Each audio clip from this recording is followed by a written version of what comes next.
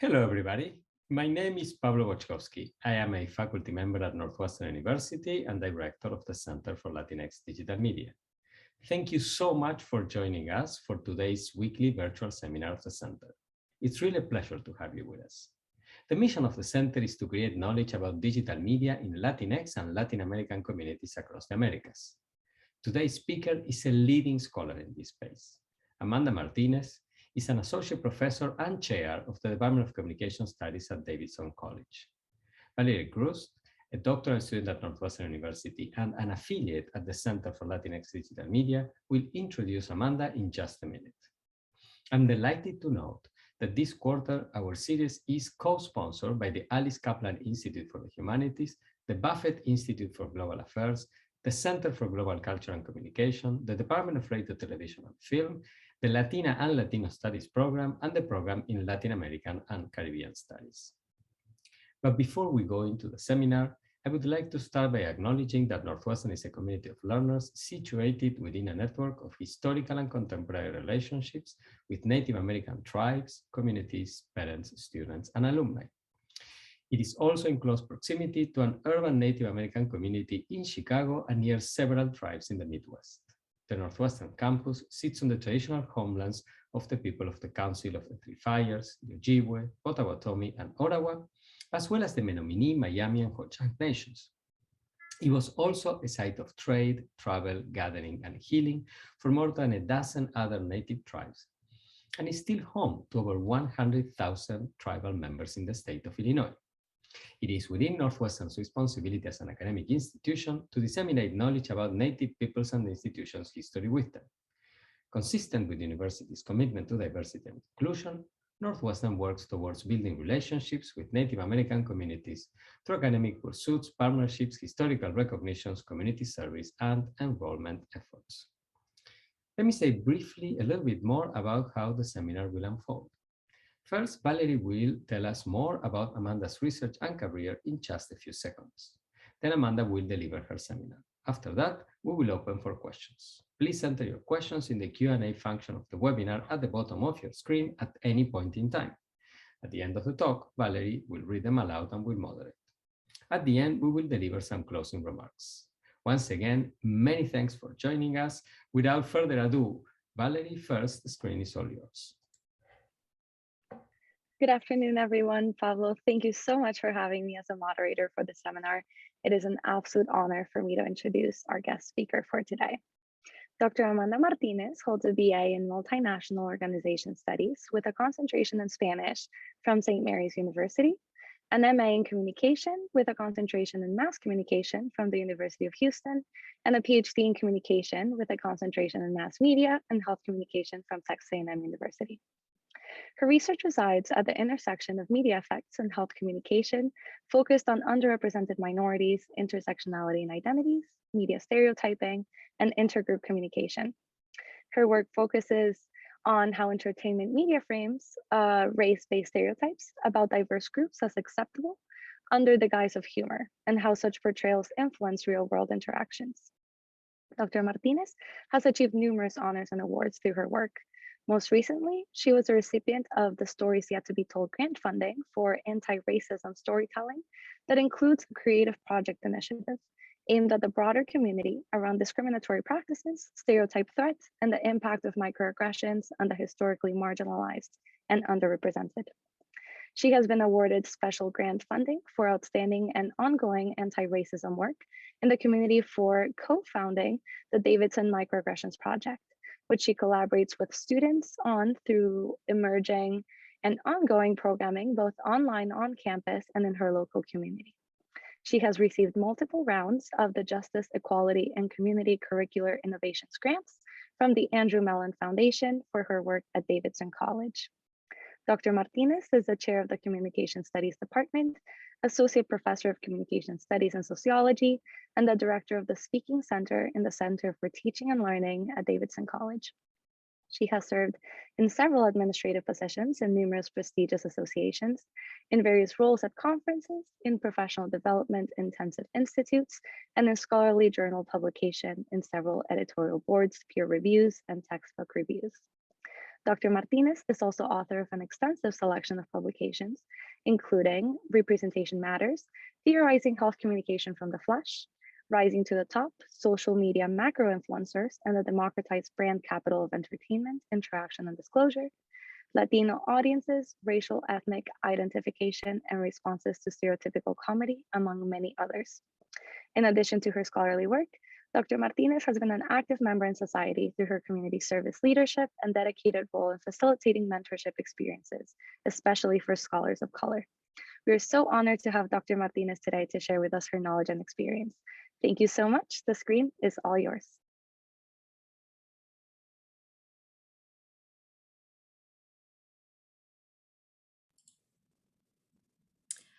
Hello, everyone, and thank you, especially to Pablo and Valerie for that wonderful welcome and introduction. I appreciate this invitation to give a seminar for your series, and I want to say welcome to everybody also in the audience in attendance today. Thank you for spending some of your time with me today. So today I'm going to start by first giving an overview of several key concepts and ideas that have inspired my thinking on this hot topic, as it's built on a wealth of a backdrop of plenty of scholarship and conversations. And so I want to share that first, and then I'll go into some of the findings from this project, which is a really long-term project that I am in process of shaping into a book. So today, the title of my seminar presentation is Latinx Audiences and Laughter, the Power and Limits of Stereotype Humor. So first thing I want to do is acknowledge the journey of this long-term research. I've been empowered by multiple grant funds to conduct this focus group research. It's allowed me to recruit and provide compensation for my participants, and also hire many undergraduate research assistants throughout the last couple of years. The research has also inspired me to develop a class called Stereotypes in Humor that I have taught twice now. And, as the introduction states, I founded the Microaggressions Project at Davidson, and that's an ongoing collaborative project of, just like doing the work, doing something about this, phenomenon that I've spent some time researching. So again, this research is the result of many experiences and conversations with racially and ethnically diverse people about controversial, humorous messages.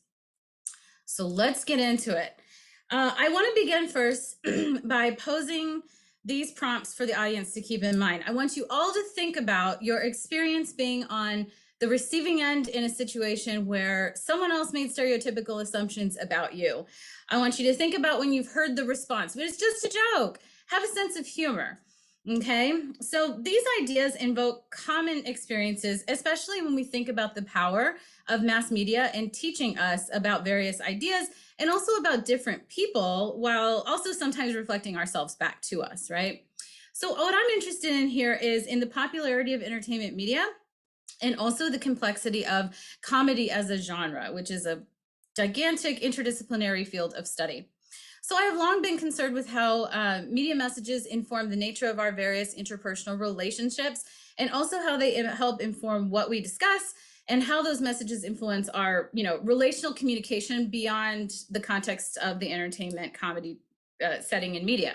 So I came to this research by really questioning whether, to what extent and when, stereotype humor is really just about lighthearted jokes that push edgy boundaries, because I'm really concerned about the impact on reality of this type of messaging for us all. So most of us probably imagine that we have a pretty open-minded sense of humor and that we can, quote unquote, take a joke without getting offended, right? This tends to be our self-perception because, in our society, having a good sense of humor is a widely desirable personality characteristic, but this is not quite the whole story, right? So Gray's 1994 work articulates a humor continuum that gauges how sense of humor might be conceptualized more intricately. So we have this continuum that ranges from cognitive engagement to practical disengagement. It's like a spectrum of dialectic tensions here. And this describes the rationale underlying various responses to comedy. So let's use this to focus on, marginalized people as joke targets for our example to explore the continuum. On the cognitive engagement side of the spectrum, that includes people who occupy a marginal position or sympathize with marginalized others who are targeted in jokes, and therefore they might experience comedy more critically and with more emotional involvement for the potential social effects beyond the comedy. The disengagement end of the spectrum describes people who are either not included in the marginal groups being made fun of, or are members of those groups but don't actually internalize their marginal position in the joke context, which allows them to have flexibility to enjoy the jokes, right? It's just a joke, no big deal. So practical disengagement, in other words, helps explain the opposition between amusement and negative emotions. And the way a marginalized individual might enter disengagement with self-knowledge, some self-distancing, where, the outsider can become an insider and enjoy the jokes kind of thing. So I think, though, importantly, still to be practically concerned at all is to be emotionally involved. So whether we're doing that emotional investment and involvement for ourselves personally or by having compassion for the people targeted, still important work, right? And empathic and in-grouping functions as a mechanism of solidarity. Because we don't need to be a member of a particular group being targeted to respond with concern or offense. And this is a theme that I'll get to a little later when I get to my focus group research. So just joking. We know that the interpretation of funniness is highly subjective, right? It depends on many elements that come together to determine that judgment for each of us, right? And every joke has a couple of things. We can count on a setup and a punchline. And we know that jokes also interrogate a wide range of themes and purposes, like the ones listed here in the teal bubbles. So some of the elements of universal importance across my research include the light green bubbles here to the right of your screen. And those include intentions, delivery, context, the identity and positionality of the joke teller, and the overall tone of the nonverbal communication as it communicates volumes about the truthfulness behind intentions. So public comedy performances rely heavily upon verbal and nonverbal elements, and that includes things like whispering, stuttering, stumbling, loudness, volume, exclamations, pitch, intonation, inflections, pace, pauses, and sudden disruptions, right? So a common finding in nonverbal communication research shows consistently over time that we place heavy emphasis on nonverbal messages that accompany the verbal messages because they're less controllable, right? And therefore, because we can't control them as much, we tend to think when we're reading into the congruence between a verbal and nonverbal message, we put more stock into the nonverbal because we think it's a more genuine glimpse into intentions and what is really meant. So in media, we often have context cues like laugh tracks, for example, in TV shows that guide us as audiences to receive messages as they are intended. And I think we can characterize these as amplifiers of humor. So many of my research participants emphasize the importance of determining intentions, right? How the stereotype joke material is delivered, the context of the joke telling, and the identity and positionality of the joke teller, of course, are all super important in this conversation. Meyer in 2011, and then again in a book, full book-length project in 2015, puts forth this continuum of the social functions of comedy. It has 4 key social functions that we might apply to stereotypical content. They include, I put them on a spectrum too, and we can map unity and division on top of them as we look at where the 4 fall in this continuum. So we're looking at identification. This is the strongest unifying function of humor. These messages invoke and stress shared context or meaning. And then when you get to clarification, we're talking about a slightly less vibe of unification, right? This is where we find this somewhat more quote unquote edgy humor function. Clarification humor encapsulates things like opinions or beliefs in, maybe like a witty phrase, a sharp phrase, or an anecdote as evidence, right? And then enforcement, now we're moving more towards the divisive end of the humor function continuum. Enforcement humor provides for the potentially friendly criticism of, for example, somebody violating a social expectation. So similar to clarification, this one may include a critical or even kind of like attacking element to it, which often might come across as like a call out or a correction. And then on the far end of this spectrum with division, we have differentiation, which is contrasting one group or individual dramatically opposed to another. And so differentiation serves as the most divisive function of humor. This is where we see things like ridicule, where it's clear who should be laughed at and who should be doing the laughing. There's this kind of tension between a very obvious division of us versus them mentality. That's apparent here. And so there's some element of power and hierarchy that's going on here too. We'll talk about that a little later. So setting identification and clarification as goals and intentions is really a gesture to positive intentions for the comedic outcome. Whereas enforcement and differentiation kind of lean to the more negative side of the spectrum towards division. Now, comedy and stand-up in particular have remained, these are popular forms of entertainment for centuries. They encompass multiple generations of comics whose derived personas are best described as clever fools, right, who poke fun at the mundane and also the controversial at once. So stand-up comedy entertainment it's a really unique situation because it's historically been inexpensive to watch. Comedians are seen as a portable medium. Where they go is where the comedy goes. So TV and new forms of convergent mass communication are really important, though, because they help lend even greater possibilities for comedians' reach of diverse mass audiences. So I've added some examples here at the bottom of the screen just to highlight identification and differentiation kind of easily by the audience. And you can see the target audience or what kind of comedy might be at play here just by the titles of these specials about growing up and, differentiation between generations and immigrant parents. So those two are Netflix specials. Netflix, speaking of Netflix, I just want to take a moment to further stress the importance of our media saturated lives and how media convergence has really made a wealth of information and different types of entertainment media content available quite literally at our fingertips. With widespread internet access to empower streaming services, the massive popularity and usage of social media platforms for sharing and creating content, we can, the possibilities are endless. We can rewatch live media in the moment or later. We can participate in the production of culture quickly and easily thanks to the internet. And if TV, for example, was said in the early days of expansion to expand possibilities, and if it comes to stereotype humor dissemination, then I would say that our new convergent media environment has absolutely accelerated and amplified that reality.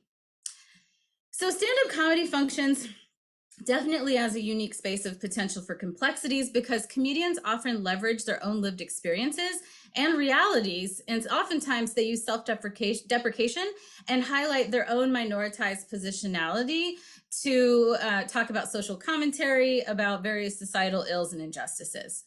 So the guise of humor is really important too because it permits edge work.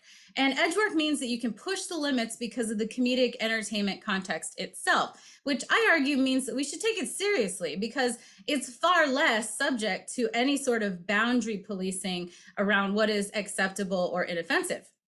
In fact, sometimes this very edge work in humor communication intends to engage the offensive or harsh realities to prompt critical thought. Of course, there are other functions of humor that certainly can operate in tandem. So we have the cathartic release that laughter lends, or escapism to let our guards down and just laugh at liberty, or taking a close look at even the mundane or the absurd that are relatable and familiar daily aspects of life, right? And also poking fun at the otherwise taboo or the grotesque, right? So humor communication within entertainment comedy can also serve powerful functions of, positive functions of solidifying a sense of community among groups.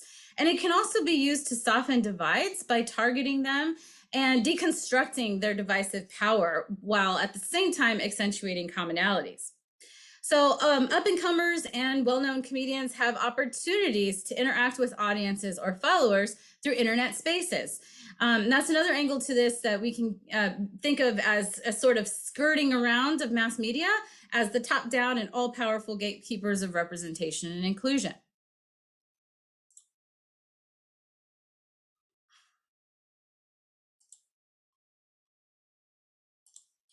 Okay, so this stage, comedy can be a power and control platform where empowerment is afforded for marginalized groups to quite literally take center stage and command the attention of the captive audience.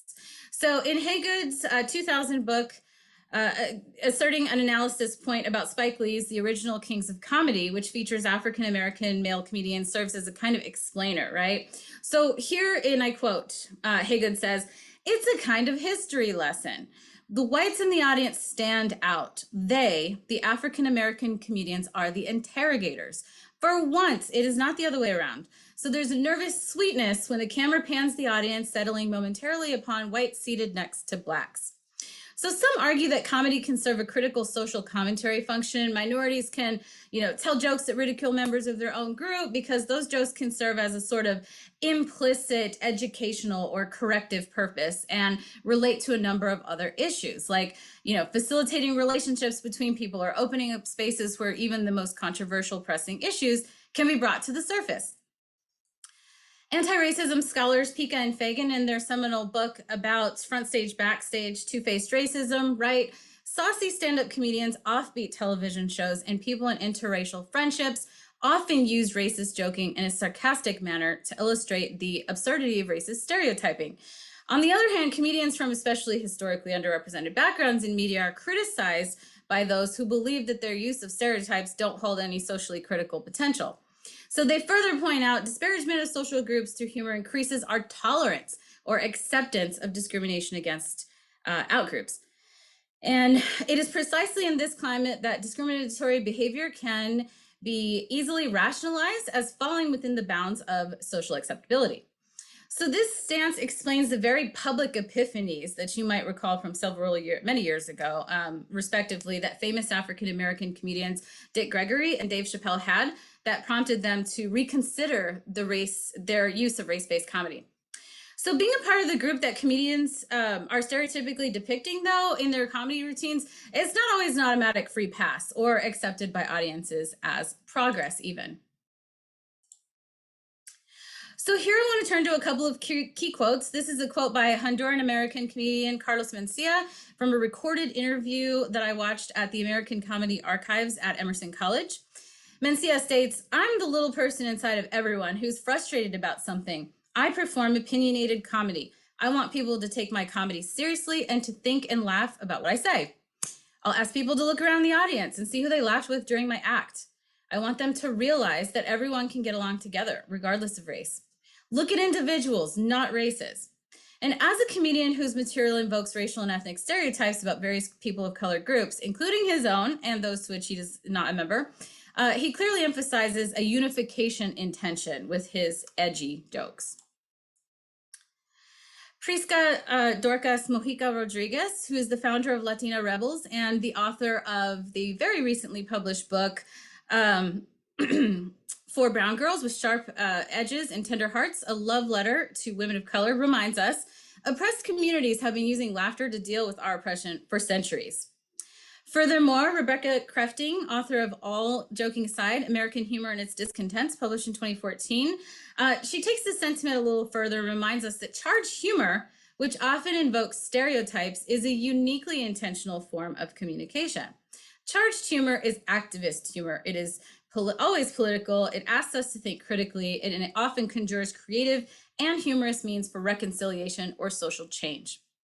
So what I want to accentuate here is that laughter as a coping mechanism for catharsis or release of life's pressures and social ills is but one component. But we can do more with it, especially when it comes to the use of stereotypes in humor communication, because they provide us with an entry point to bring up hard topics that are otherwise off limits, and then we can, name them and deal with them. Now, I want to touch on a few important key ideas that have inspired me as a guiding framework and theoretical rationale to interpret communication patterns in my data.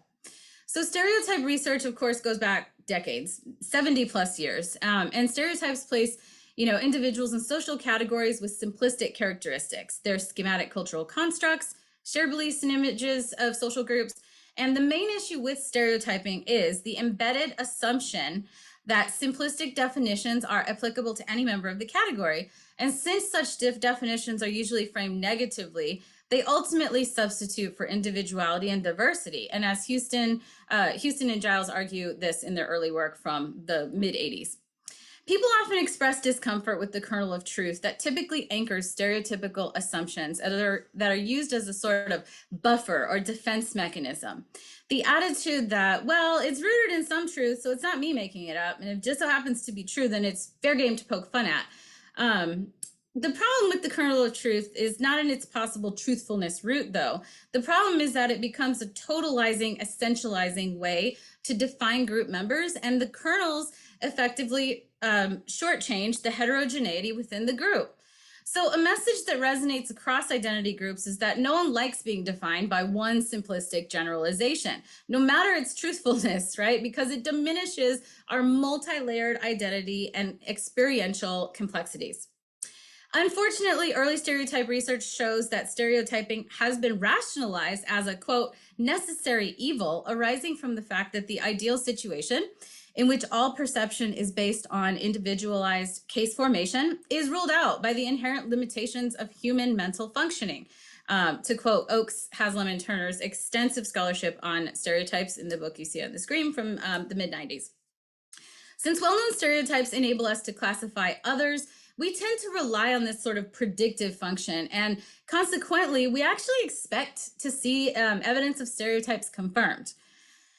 Even in the absence of such stereotype confirmation evidence, people subconsciously tend to pay attention to stereotype confirming information, and they may not notice other behaviors that might derail the stereotype and weaken its meaning.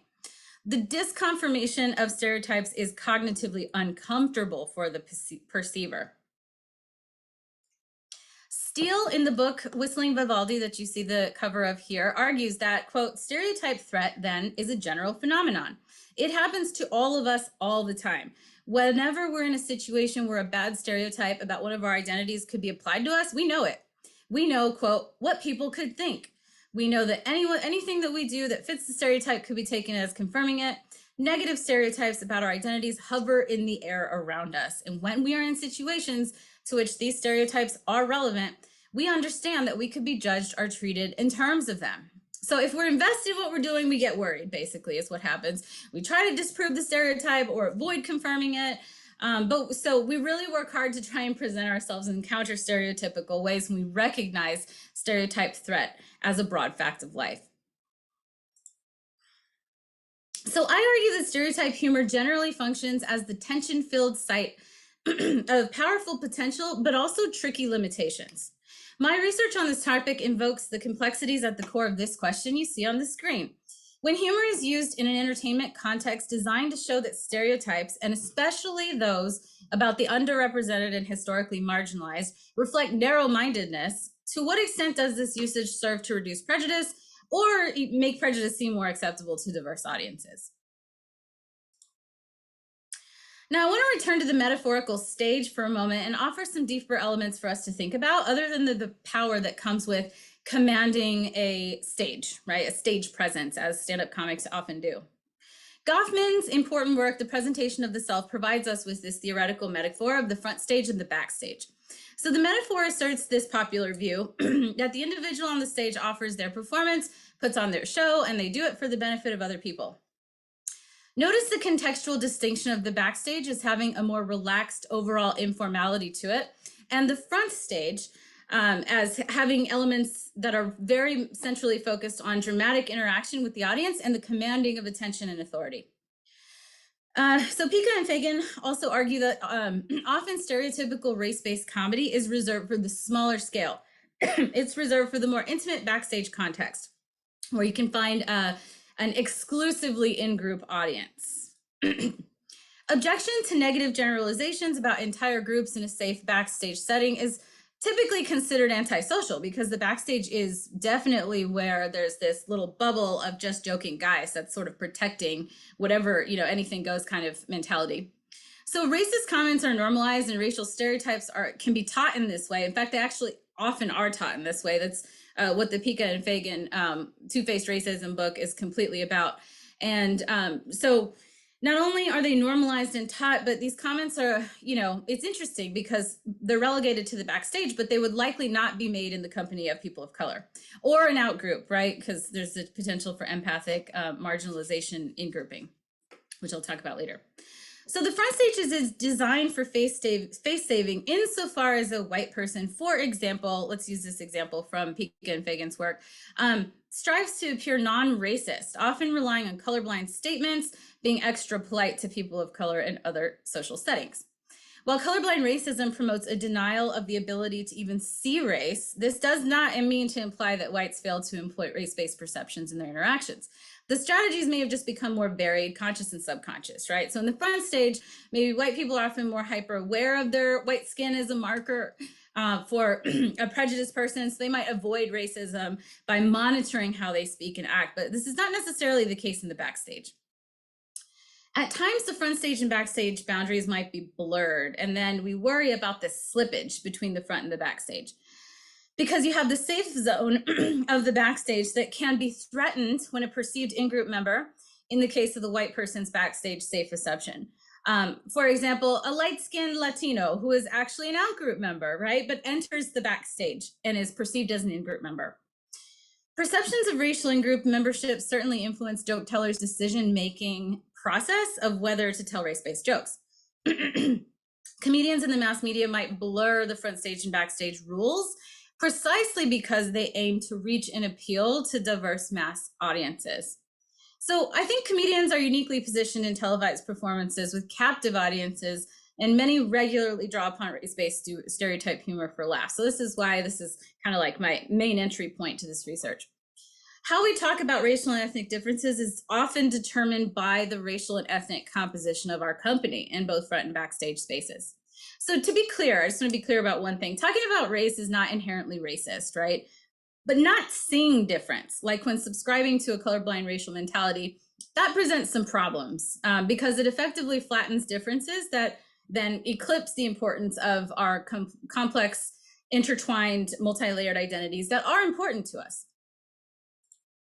So to quote one of my focus group participants, it's hard to specifically define the lines because usually you realize what they are once you've already crossed them.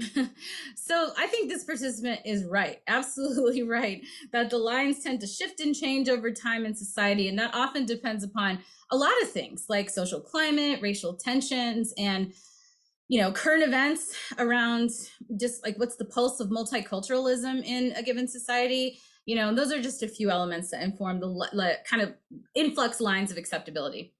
So to be sure, it is tricky business to try and pinpoint these fine lines, which is what I'm trying to do with this research. The practice requires an ongoing healthy dose of skepticism, critical thinking, media savvy, and this requires us to constantly exercise and flex these kind of muscles, right, of skepticism, critical thinking, and being media savvy, so that we can unpack fine lines as we witness them in the mass media, and also as they kind of seep into these other stage, away from the big front stage setting and into these other smaller space backstage settings with our real world interpersonal and intergroup communication dynamics. So in other words, I want to know what crosses the line and how do we know and judge that to be so? So to get at the depths to these complex interpretations with particular focus on how people of color in the US negotiate stereotype humor messages, both in media and in their routine lives, I set out to talk to racially diverse people about humor, comedy, and stereotypes. My goal with this qualitative depth approach is to intensely bridge personal experience as a powerful and informative, affirming source of knowledge that is especially important to elevate when we talk about diversity, equity, and inclusion topics. So as the late Bell Hooks asserts in her book, Teaching to Transgress, experiential knowledge enhances our learning, and I think we can learn a lot from one another. However, that requires creating spaces where vulnerability and openness can unfold. So I conducted focus group discussions in the Southwestern US, stratified by participants' own self-identified racial and ethnic in-group. I have a qualitative data set from 25 total focus groups with 124 participants and about 115 codes so far in the data analysis of these conversations. So I moderated the focus group discussions. Each one met for about 1 to 1.5 hours long, and we just had a small group discussion. I had questions strategically, beginning with asking people about just general humor, kind of easing into the topic, What do they find funny? How do they say humor and jokes arise? How do they use it? With whom do they use it? What kind of settings do they find it most appropriate to use comedy and humor in? And then as rapport built and the group members became more at ease with me and with each other, I used some short stand-up comedy clips to transition into the questions about race-based stereotype comedy. And I asked the participants to, then work really hard to articulate fine lines in stereotype humor. And how do they go about negotiating their significance and meaning, intentions, and lasting impact? So now let's turn to my data analysis of the common threads and the fine lines through the voices of the focus group participants. And I am focusing entirely for this seminar purpose on my Latinx participants. So to begin with the highlights of the data, the participants were overwhelmingly in agreement in their understanding of comedy and mass and social media, right? Their acceptance of stereotype humor definitely varied, but they understood it to have a place in this particular media space. We had extensive discussions about the mass media entertainment comedy landscape overall and their preferences, and this served us really well it functioned as a sort of like elaborate icebreaker, because then just ideas were flowing and we were able to move on to tougher questions about race, ethnic groups, and social issues that are invoked through stereotype humor, which a lot of stand-up comedians use. So let's start with their assessment of stereotype humor in stand-up comedy and entertainment media. Comedians push the edge. It's their job. In fact, we know that we should expect this from them, right? The groups recognized also the marketability and mass appeal of stereotype humor in entertainment media. Stereotype comedy is highly marketable and therefore accessible to mass audiences. Entertainment comedy is a space where stereotype humor is acceptable and prevalent, but that doesn't necessarily mean that the performers are themselves believers in the stereotype. So the participants were thoughtful in parsing out the act of stereotype confirmation versus invoking them to point out hard truths to then be confronted with humor, right? Like they gave benefit of the doubt, especially to comedians of color, about, not really believing the stereotypes, but having a reason for bringing them up in that space, like respecting their position of power and authority with commanding the stage presence. So with this widespread mass media reach also comes a social responsibility. And the participants, at the same time that they give them grace, they want to hold comedians accountable for how they perform stereotype comedy, which I think is very important. So here are two quotes that highlight the point about urging an internalized sense of social responsibility. Especially when you're going on national television and telling everybody out there, now all the people that are watching you, they're going to have that perspective. They'll automatically assume that you're right because you have a TV show. Another participant said, I think if that's how you make your living, by making jokes, fine. But clear it out at the end. Like, hey, this is not intended to offend anybody. This is my job. You can also see some impression management and front stage face-saving tendencies here in this participant kind of wanting a sort of disclaimer so that people get that the message is not to internalize the negativity as truth or adhere to the stereotypes in, as the point that they take away from this form of entertainment. The participants, I characterize this group of codes or themes as common threads. The participants talked about disparagement as it functions in tension with self-deprecation. So for example, if using stereotypes to make fun of or belittle others, then the idea is that the joke teller also better be doing plenty of self-deprecation too. This is that edge work, right? You're coming to the edge, but you're building up to it, right? You're not just rushing to the edge. You have to do all of this work to get to the edge and then push the edge. Making oneself the target of a joke helps to eliminate a possibility of superiority, and instead it works to put the comedian in a lower social standing, which effectively permits them to push the edge further in their stereotype humor. So the participants felt that equal opportunity offensive-ness is best in stereotype humor because that further evens the act of targeting and kind of eases the sting of stereotypes when everyone's included. To ensure the equal opportunity impression, though, joke variety, they said, is key. This actually somewhat acknowledges the idea of joke variety heterogeneity because it shows that there are different ways to make different groups the butt of the joke. So even though the stereotype threads are the commonality, the participants discussed all these different ways that groups are differently targeted in stereotype humor. So when it comes to equal opportunity offensiveness, the joke variety helps signal this strategy being used, which leads to the next point, which is the judgment of a jokester's intentions. Now, this is where the performative elements of comedy come into play really strongly. Intentions, if you recall from earlier, are tied to likability and relatability, and these two things enhance this sentiment. So here are two quotes from Latino participants that exemplify these points. The first one says, making jokes or references to your own group as a minority just makes people feel, I don't want to say comfortable with it, but less hateful towards others from another race. One participant said, I like when George Lopez makes fun of every Mexican. With this second group quote, the group had just arrived at this conclusion after a whole segment where we went on a harsh critique of George Lopez for harping too long, like he had pushed the edge too far after he'd done the edge work of self-deprecation, because he was cracking jokes about how he grew up personally, but the participants felt that he oftentimes will just linger too long on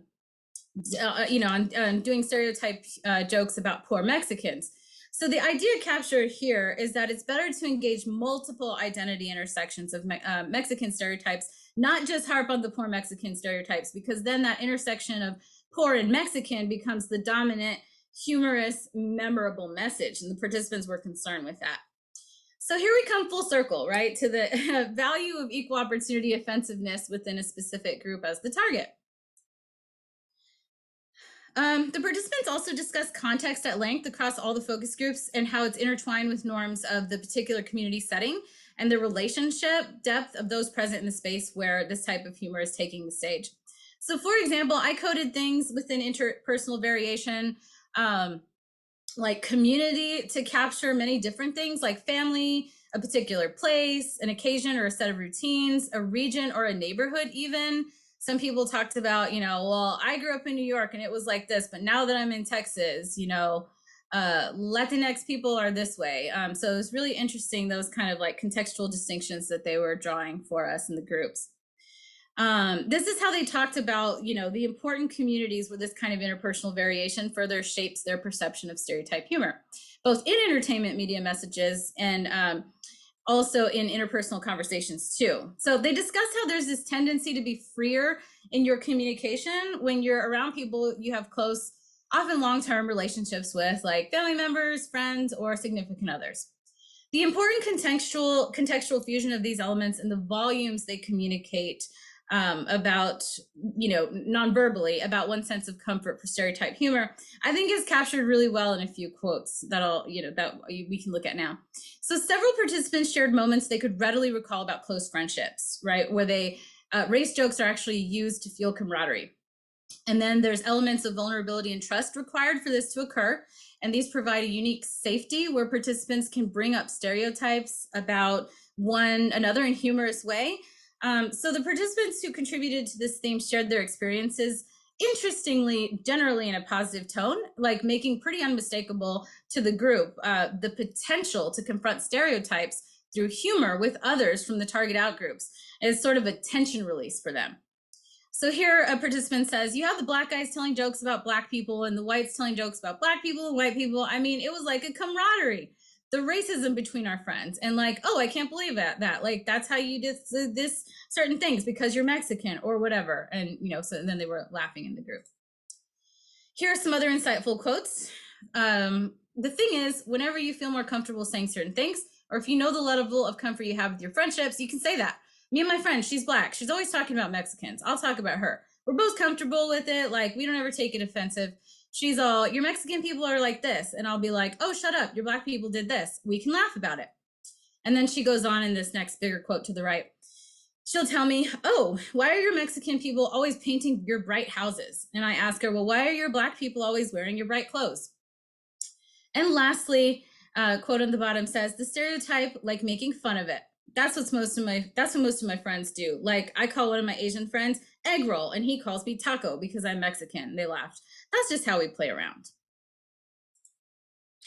So this is a really nice transition into what I have characterized for now as the light lines of stereotype humor with this set of themes. So for this next set of themes, I've organized them actually in ascending order by intensity and severity of impact by how the participants describe them. So these are the light lines of stereotype humor. They might be seen as fine lines, but I felt that they were important to distinguish a bit because they are the themes that seem, in general, just to be the least contentious across the focus group discussions. I guess we might even call these like the tread lightly kind of lines, right? These are sort of like the rules that the groups reasoned out together as the discussions unfolded. So first of all, everyone is hyper aware of the backstage and front stage, and they want to navigate the stage spaces well, meaning they take a lot of care to avoid offending others by trying to avoid slippages between the back and front stage when engaging in stereotype humor themselves. So here are participant notes. I think you can gauge your setting. Read people easily, right? If you're around somebody you know more, then obviously you're going to be a little more relaxed. Food stereotypes were generally discussed as inoffensive and therefore, though still stereotypical, not particularly harmful. Thought this was really interesting. Everybody was laughing all the time and easily offering up the food stereotype jokes. So recall that this food stereotype joke theme was also evident in the last set of codes about camaraderie, right? So this is a theme that's crossing multiple boundaries here within my categorization. So a Latina participant recalls here on the bottom, when I first met my white boyfriend's family, that tension was there, but I learned a joke about it. Like when they have tamales, I would be like, oh great, I've already had enough of these. Or when they joke with me, and actually I guess racial jokes made the tension go away because now I'm completely fine with this family. I realized that it could have some really negative outcomes, but I feel like it could also be a positive thing. So stereotyping your own group's acceptable, but it does present some limits for identities of those who are members of your same in-group. So, you know, you're not likely to be policed or reprimanded for that kind of humor, especially if you have those identities personally. But that's largely because you're speaking from a position of insider status. You have credibility to use for this purpose. So relatability is another key theme here because it dictates funniness. And, you know, the participants conceded this point. You can self-stereotype when telling jokes, but they were still critical and skeptical about it because it could be seen as a stereotype confirmation, right? Which Rebecca Crafting talks about as the concept of modern day minstrelsy. You have people of color imitating themselves or other people of color, right? It's just an interesting little shift here. So the last two themes I think are super important. They go together and they are metaphors. Actually, I derive these themes from metaphors that my students and I developed through our class discussions in my stereotypes and humor class. And punching up and punching down. So punching up, and this is a clever way of nodding to the punchline of jokes. It means that when we're talking about race in a US context, we know there's a clear order of dominance by one group historically and other groups whose members have experienced historical marginalization, systemic racism, and oppression. So the participants talked about how punching up is actually more acceptable than punching down, meaning that you can critique those with power and privilege in society because they're in the dominant position. So the logic follows that the consequences of stereotype humor for their lived realities are perhaps less severe compared to those already occupying the historical position of marginality. So the participants generally responded far more critically to the notion of punching down, and they deemed it offensive compared to punching up.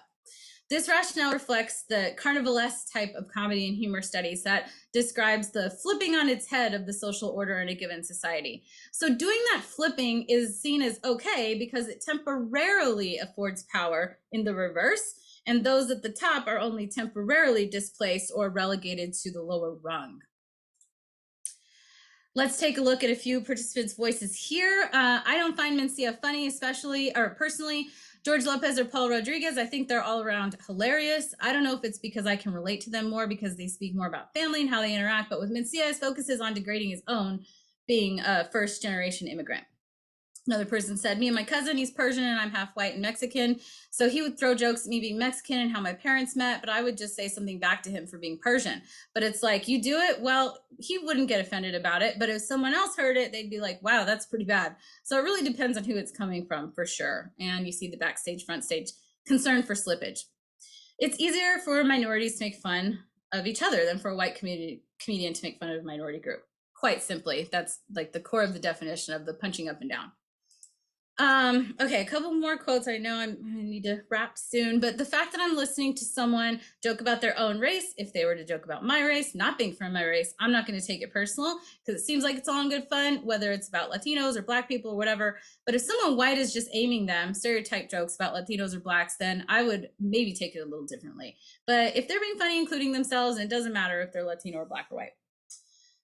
Oh, this is an interesting quote on the right because this is somebody who was talking about an experience actually going to see George Lopez live and watching the punching up that got kind of extreme. And the person left the show in a huff, upset about what was being said. So she states, the person behind me, however, took it completely wrong, and the comedian ended up going after a specific race, and the guy just ended up walking out.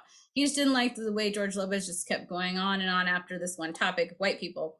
He kept just going on and on with that topic. And even I was kind of like, okay, let's move on. But the white guy behind us was really upset. Probably the most stunning here is also the simplest. Well, nobody wants to be poor or dumb. Somebody stated this clearly.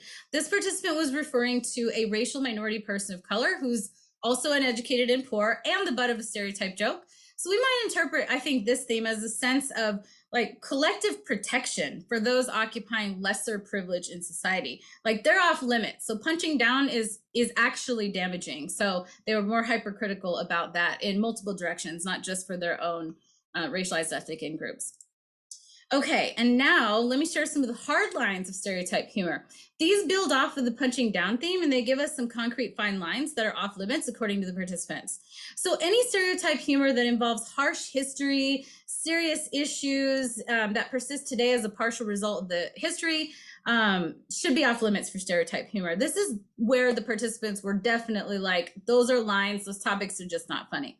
So this list includes slavery, genocide, 9/11, and terrorism, the Holocaust, the attempted annihilation of the indigenous to these lands, death and immigration, to name the big ones discussed. And there's also just a caveat, a kind of like anything too personal is just off limits. So here one participant explains, you make a stereotype or any time a joke really to a Jew about the Holocaust, that's really crossing the line. Anything to deal with mass death, I think that's where the line is, because anything to deal with Native Americans, they've dealt with death, and African Americans, I think where death comes across, that's just too low in general. Got several quotes here. Maybe I'll just read one for the sake of time. Let's see, which one do we want to read? Okay, this one. Even behind the stereotype, there's a little bit of truth usually. Like, for example, the stereotype that all Latinos are immigrants. Well, a good amount of Latinos have immigrated, so that even if I didn't, I know someone who did. So everybody has somebody who knows someone who follows that line of stereotyping. So they really didn't like that. So you can see through these quotes some powerful contributions that the participants are making. They're critical of these types of stereotypes because their positionality of as minorities essentially is what they're leveraging here, and they're doing this sort of empathetic in-grouping for the seriousness of certain things. So it just lends further support to the idea that you don't have to be a member of a targeted group to feel offense, and a protective strategy for the ones who are being targeted, even if it's under the guise of humor. Let's see. Okay. Let's move on and talk about identity issues. This is the last set of quotes, and then I will wrap and we can go to questions. So this last set of themes I have grouped together, there's a lot of consideration of stereotype jokes about Latinx folks as a broad heterogeneous collective and other racial and ethnic groups too. And this was discussed as like an overall frustration with the prevalence of essentializing groups, or, you know, whittling them down to a unidimensional definition by one aspect about them and letting that be the, you know, the function or the definition that eclipses all other unique aspects about the person or that group. So these essentialist tendencies are troublesome because they directly then inform the identities that get ascribed onto them in real world settings. One easy example is the use of outgroup members as just referring to anybody who is Latinx as being Mexican. Maybe this is happening with these groups because these focus groups took place in the Southwest US, you know, and maybe there's a tendency to assume that everyone is of Mexican descent in the US, right? That's what they were saying. This is what it tends to be like. That's the dominant category. And nobody cares about our differences. We're all just Mexican. And that was really frustrating when that's the kind of stereotype humor that gets harped upon. So this is a sort of shortchanging disrespect and disregard for within group heterogeneity as we live and experience our own cultural lives. It's not that there's anything wrong with being Mexican, it's that not all Latinx folks are Mexican. And so it just rubs people the wrong way. So as Valdivia states in her research and actually her seminar for the series, and I quote her, the burden of underrepresentation is so great that there's an extreme thirst for visibility. So we do have a tendency to embrace these representations eagerly, even the frustratingly essentialist or conflated ones, right? Because the flattening of US Latinidad is like this common practice across media and stereotype humor in entertainment is just not special. It's not an exception. So the participants exchanged their experience here. They talked a lot about stereotypical assumptions, real world microaggressions. They were really concerned with the intersection of race and class specifically in being particularly oppressive in fine line damaging potential. And then the last theme here, which actually resonates across so much of this that I'm still kind of parsing out, but I'm referring to that as empathic in-grouping, which I think is a more positively veiled sort of testament to flexible Latinidad. So Crafting captures this sentiment well. She says, charged humor relies on identification with struggles and issues associated with being a second-class citizen and rallies listeners around some focal point, whether that's cultural, corporeal, or racial ethnic similarities. And it requires us to draw from personal experience, right? If not firsthand, then at least having access to, understanding of, or empathy with those experiences. Okay, so there's a lot of different quotes here. I'm going to go ahead and skip this to some because I know we want to have a little bit of time for Q&A. We can return to those quotes if anybody is interested. So in some, race-based humor is okay. Within group humor can be funny, but there are absolutely lines. And the power of counter narratives lies, I think, in their existence, abundance, and accessibility. So this is where media convergence, internet and social media are super important on this front. And scholar Miles asserts in their work about counter stereotype portrayals available online, the internet has changed comedy. It remains to be seen the extent to which comedy can change prejudicial attitudes, though. So in a nutshell here, US American humor reveals the state of the nation and reflects back to us our current sociocultural climate and tensions in society. We make decisions every day with the pop culture we choose, the mass and social media we frequent, the critical thought we give stereotypes, and the jokes we tell, as well as the relationships that we nurture. So I do have more to say, but I'm going to stop there. Thank you all for your time and attention. I really appreciate the candid audience, my being able to command the stage for this seminar, and I will stop sharing now. Thank you, Professor Martinez. This was absolutely incredible. Thank you so much for sharing this with us. We actually have two questions from the audience. Grace asks, can you speak to the origin of this term edge work? I'm muted. Okay, classic, I'm muted.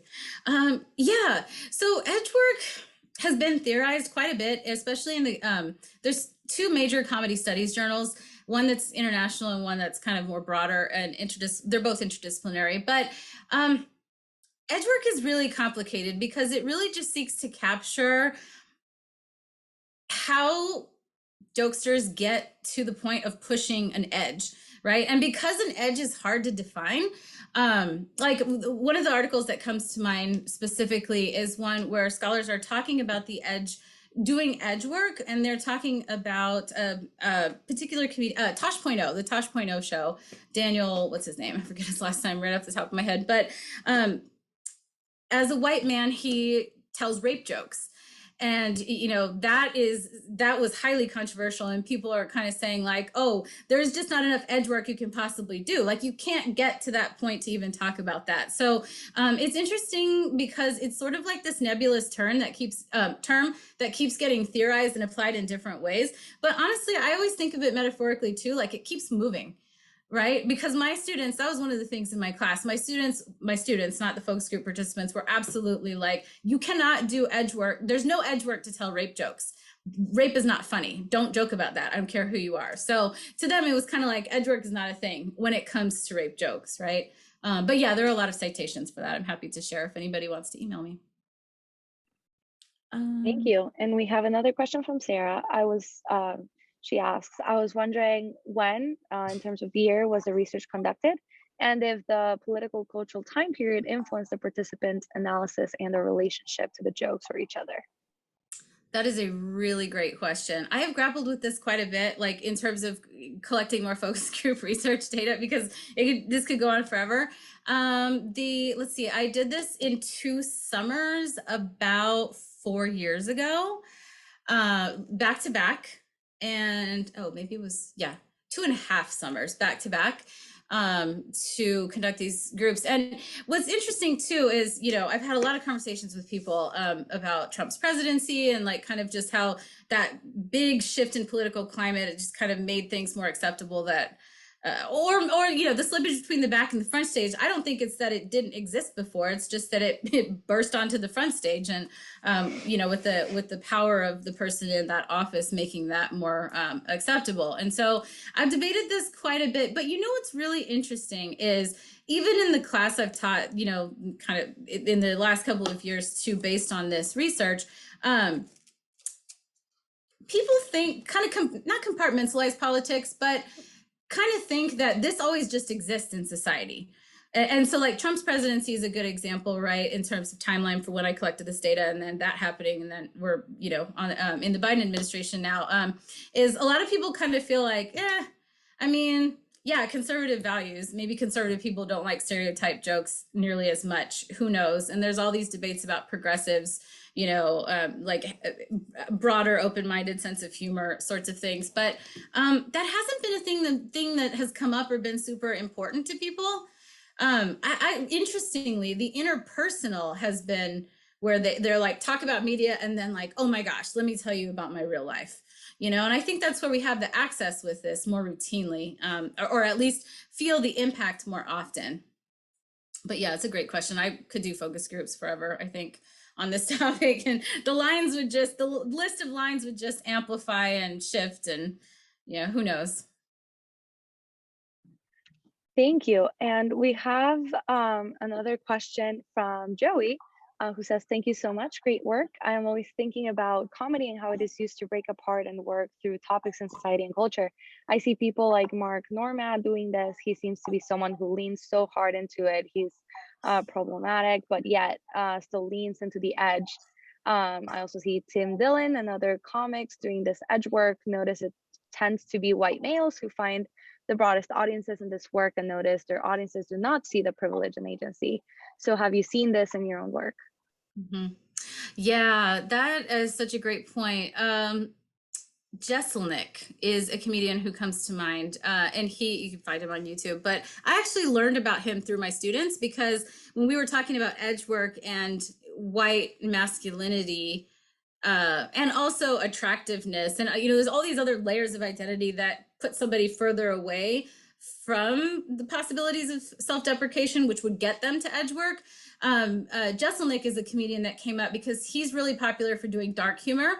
And, actually the white men students in my class were saying, oh, he's somebody who tries to be edgy. We're conflicted on whether he actually accomplishes it, because he kind of hides behind the whole, dark humor. Well, I'm just doing dark humor, right? Like he makes dead baby jokes. I mean, it's a lot of things that are very off-putting.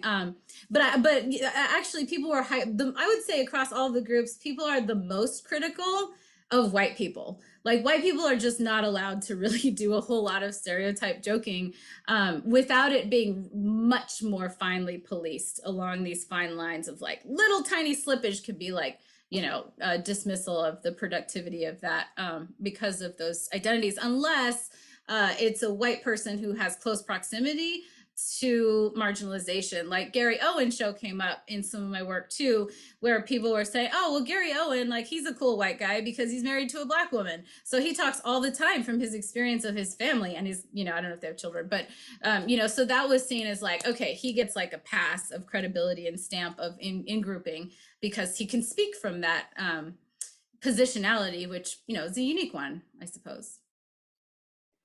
Thank you for the thoughts. That's really interesting. And our last question for today, coming from Grace, Did your focus groups ever address comedy as a coping mechanism for some of the issues that they marked as hard lines, for example, hyper personal tragedy, genocide, etc.?